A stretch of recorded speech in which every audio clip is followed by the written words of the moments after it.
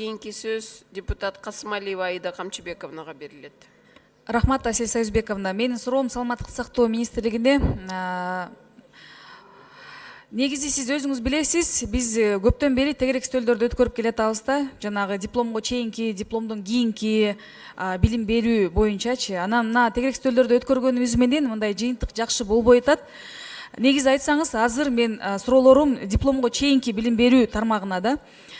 Канча вуз бар, жылына канча студент тапшырат, окуйт, канча студент бүтөт, алардын канчасы чет өлкөлүк жарандар?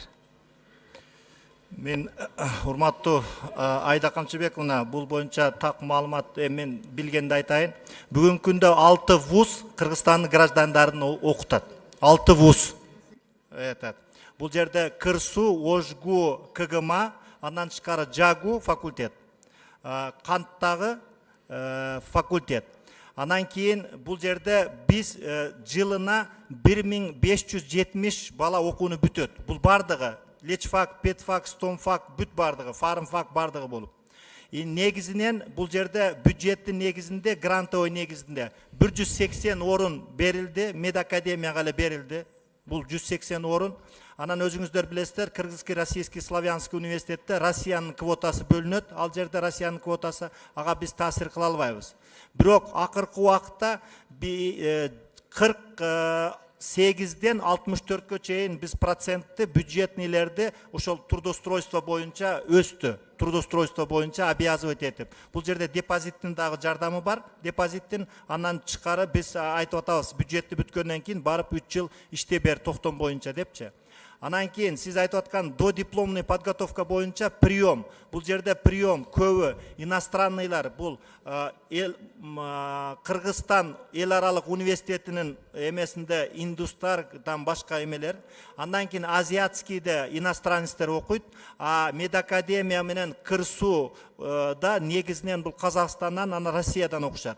А Ожгуда дагы иностранецтер окуйт, ал Индиядан, Пакистандан студенттер окушат. Тажикстан менен Өзбекстанчы? Тажикстан менен Өзбекстан азыр айтышып атат, бул жерде бир частный вуз бар деп, ошол жерде окуп атат дейт. Мен аны санын билбейт экенмин толук. Сиз айтып атпайсызбы, мен так билбейм депчи. 1-курстан 6-курска чейин 20 000 студент бар.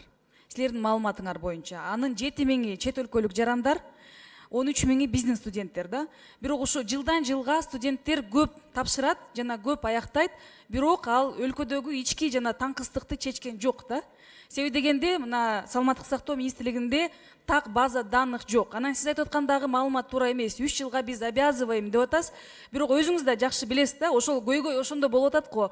Ушуга чейин бюджетти бүткөн, сен барып иштейсиң деген студенттер менен бир дагы иш алып барылган эмес. Жоопкерчиликке бир дагы адам тартылган жок. Алар барат дагы справканы алып келет, мен ушул жерде иштеп атам деп. Анан иштеген жери жок. Же акчаны кайтарып берген жери жок. Канча адам кайтарып берди акчаны? Макул, биз кайтарып берет дейткенбиз, ким аны сурайт? Мен айтып атпаймынбы, билбейм, Айда Камчыбековна, толук билишиңер керек да ошонучу. Түшүндүм, мен азыр башка эмнеге билбейм деп башка маселе боюнча жок, эми студенттердин санын деп атасыз. Себеби бизде саламаттык сактоо министрлигине медакадемия эле карайт. Башкасы бул Минобразованияга карай турган вуздар, буларчы. Билим берүү министрлигине караганда дагы статистиканы билишиңер керек, силер көзөмөлдөш үчүн негизги орган катары. Тура.